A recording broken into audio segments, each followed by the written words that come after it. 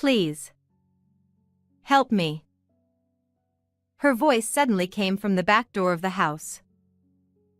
As I was processing this, she appeared with a pale face, swaying slightly. Why? You were just... Yes, the mother-in-law had passed away and had been cremated the day before. What on earth is happening? She slowly beckoned me, and my back was drenched in cold sweat, my mouth dry with fear. Is this a dream? Terrified, I squeezed my eyes shut. My name is Eleanor. Until I met my husband Paul, who is 3 years older, I had no luck in love and led a lonely, work-centered life. When I fell ill and went to the hospital, the doctor who attended to me was Paul. After that, we kept bumping into each other in town and at the supermarket, and we naturally started talking. With his approach, our relationship progressed quickly to marriage. However, living with his parents was unexpected. His father Dean was the director of the hospital where Paul worked, and a strict man devoted to his job. On the other hand, his mother Arya was gentle and kind, welcoming me warmly. If Arya is here, maybe I can manage too. Becoming a housewife at my husband's request, I decided to try my best with Arya's guidance. I want to have children as soon as possible. Ever since we got married, Paul had been saying this almost as a mantra. Thinking he would make a doting father, I also made efforts to prepare my body for pregnancy. 2 years later, we had a long-awaited baby boy, whom we named Logan. Eleanor, thank you. Thank you so much. In the postpartum hospital room, my husband cried with joy. However, once we were home, he admired Logan from a distance and did not participate in childcare. Today is your day off, isn't it? Could you feed Logan while I hang the laundry? That's your job, isn't it? If I do the childcare too, what's the point of you being here? Laughing, Paul returned his gaze to the TV. At first, I thought he was joking, but it turned out he wasn't. It started when Logan began crying at night. I can't sleep because of the noise. Make him stop crying quickly. He yelled at me while snapping at the crying Logan. Startled by his voice, Logan cried even more intensely, so I took him to the living room to soothe him. But he wouldn't stop crying, and as I was at a loss, Paul drove us to the entrance. Don't come back until he quiets down. If I become sleep-deprived, many patients will be inconvenienced. You're his mother, so get a grip. Feeling like he was talking about someone else, I could only sigh. This is too much. While soothing Logan, I rubbed my sleepy eyes at the nearby park, and Arya came to check on us in her nightgown. Are you okay? I'll take over, so take a little rest. I'm sorry. Thank you. For me, who was rebuffed by Paul, Arya was the only one who understood. Thanks to her help during the tough nights, I managed to get through it. But the difficulties continued. When Logan started eating solid food, Dean began to strictly manage our household finances. You've been spending too much lately. Aren't you living too freely on someone else's money? Indeed, expenses had increased for Logan's clothes, diapers, and food. Plus, since Dean and Paul disliked frugal meals, I had to prepare a variety of dishes, which cost money. But we weren't living extravagantly. Rather, the household was strained by Dean and Paul often drinking out late, claiming it was for work. Still, they refused to change their behavior and started cutting back on the money they gave us. Since you're only doing housework, we don't need to give you extra money. Exactly. Even if your clothes are worn out, you can still wear them. You don't deserve any luxuries like we do. Paul laughed and agreed with his father's harsh words. For them, drinking out was more important than supporting the family. But we're already making do with very little money. If you cut it any more, I'll have to reduce Logan's meals. Then stop eating yourself. Are you prioritizing your own appetite over your child's? I had no words for Dean's cold response. As I was speechless, Arya gently placed her hand on my shoulder and stepped forward. That's too harsh. Eleanor is always working hard for the family. That's natural since she stays at home. Isn't it presumptuous to think she can be equal to us without earning? Dean's words were accompanied by Paul's nod and smirk. The kind, gentle face Paul once had was gone. Proud of being doctors, they looked down on housewives like me. Then I'll work. Eleanor is still busy with childcare, but I can work. Dean looked startled by Arya's sudden declaration. Times have changed. It's time to stop thinking of women as servants. We have value too. You're quite bold. If you're so determined, I'll find you a good job. Dean exchanged a smile with Paul and left the room. After they left, I immediately ran to Arya. I'm sorry. I was too cowardly. It's fine. I've reached my limit too. I don't want to see you and Logan suffer anymore. Arya was truly impressive, and I swore to myself to become as strong as she was. Early the next morning, Paul woke me up and took me to Arya's room. What happened? Something happened to Mom. Arya. Arya won't wake up. Trying to understand the situation, I went to her side, but Paul stopped me forcefully. Dad and I will try to revive her, so don't get in the way. Go take care of Logan. Though his words were harsh, it was best to leave it to the doctors. Worried, I waited outside the room with Logan. After a while, Dean came out and said, we couldn't save her. Arya had passed away. Why did this happen so suddenly? There was a bag of medicine by her bedside that she doesn't usually take. It doesn't mix well with her usual medication. I always told her to be careful. Dean's words left me speechless. From then on, everything happened in a blur. Dean arranged the cremation without a funeral. Even when I protested, Paul intervened to stop me. Stop being selfish. Mom was old. Accidents like this aren't rare. Even so, not properly sending off your own mother. Is that really okay with you? You misunderstand. You're also responsible for what happened to Mom. Shocked by his harsh words, I couldn't believe my ears. Why would you say that? You pushed housework and childcare onto her. That must have added to her stress. I was so shocked by Paul's words that I couldn't do anything. Seeing this, Paul, unusually, took out the trash. While I was in shock, Dean efficiently handled the procedures, and I couldn't properly say goodbye to Arya. I wasn't even allowed to attend the cremation. Dean did it alone. From now on, you'll do all the housework. No more slacking off. Dean's cold words deeply wounded my still grieving heart. The day after the cremation, I was still feeling down, but Paul and Dean cheerfully talked about going to the insurance company. Dad took out life insurance on Mom. We're going to talk about it, so make sure to do the housework properly today.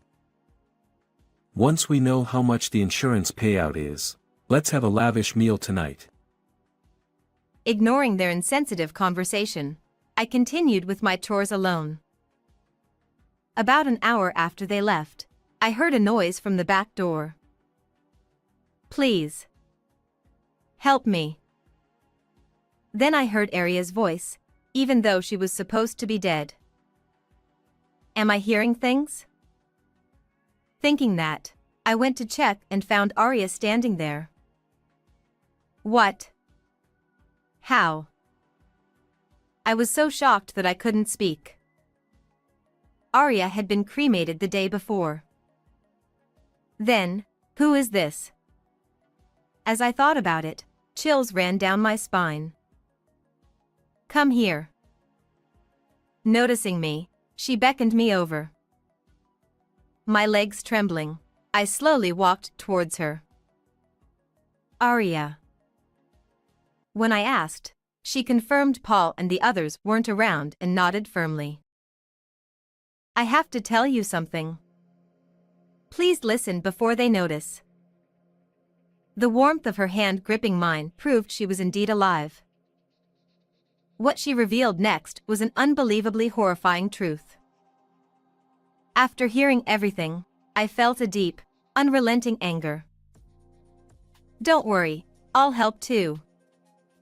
This is unforgivable.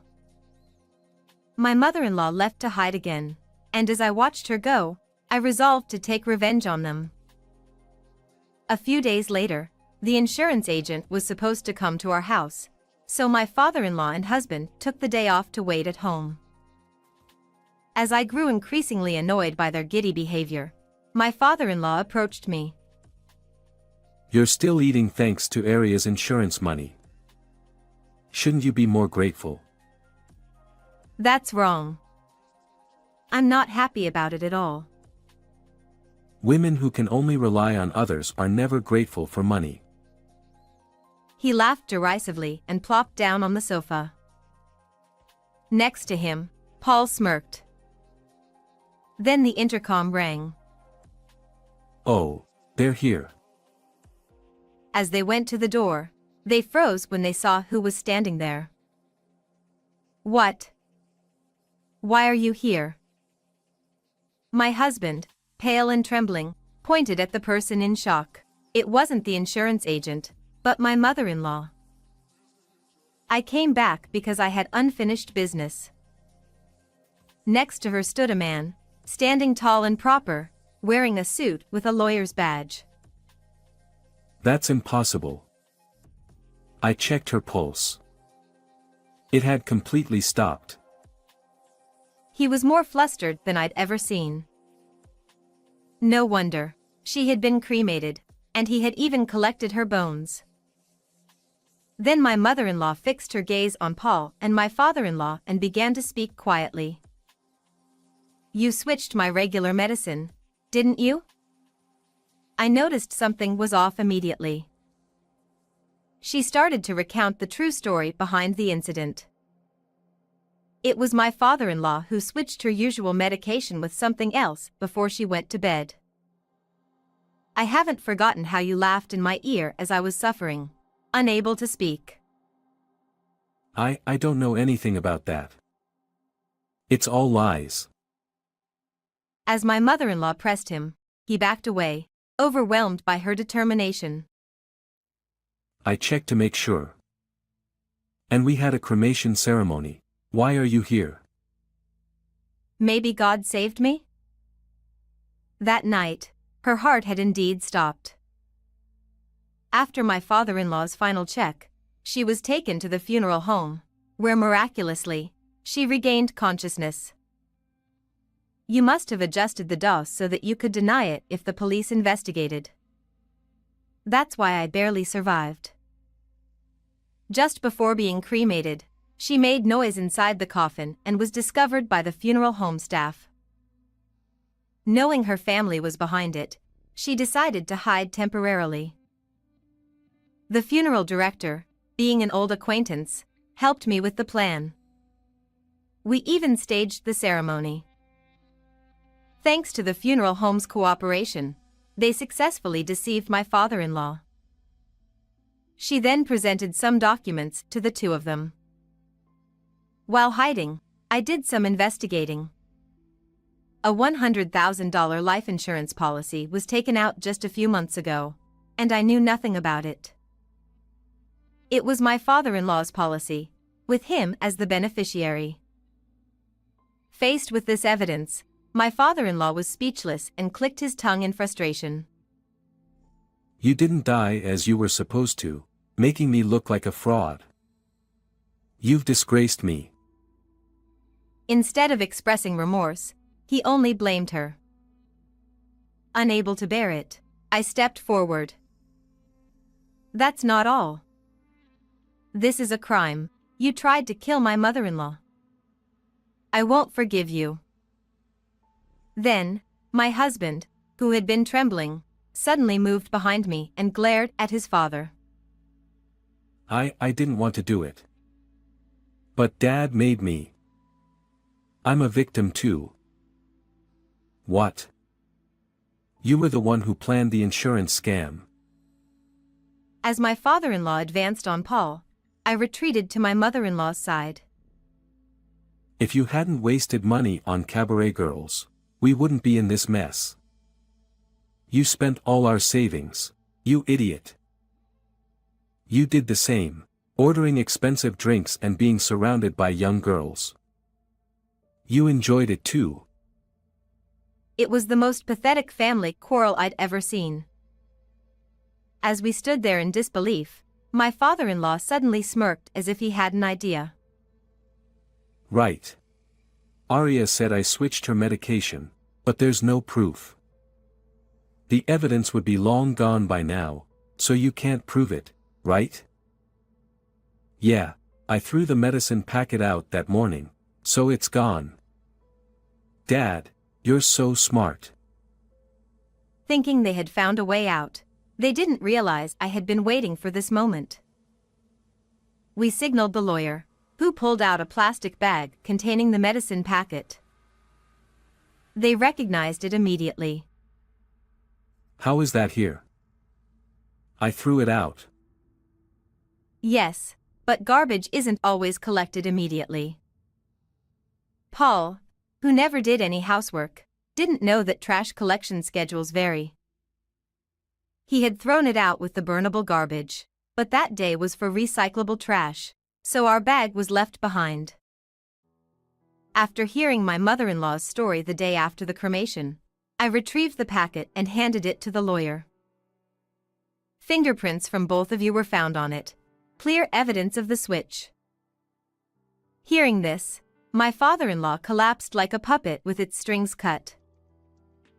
But Paul, eyes full of tears, clung to my feet.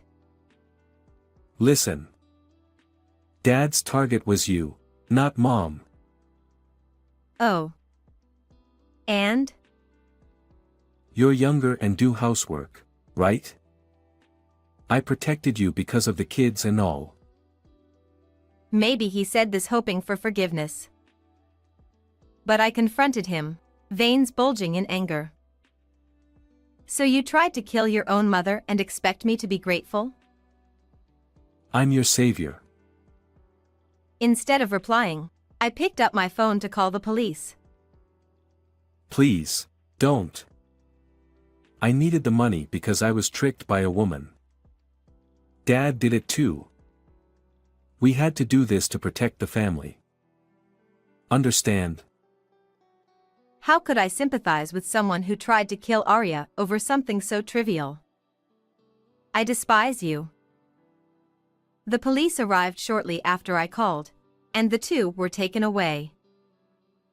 As the tension released, we collapsed, unable to stop the tears. Later, they were found guilty and sentenced to a long stay in prison.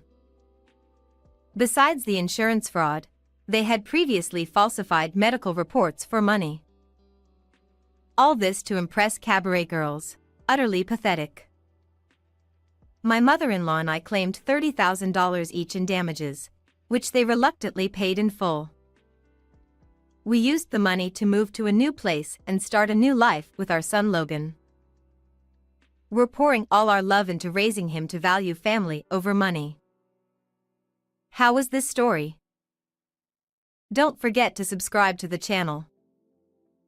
See you in the next video.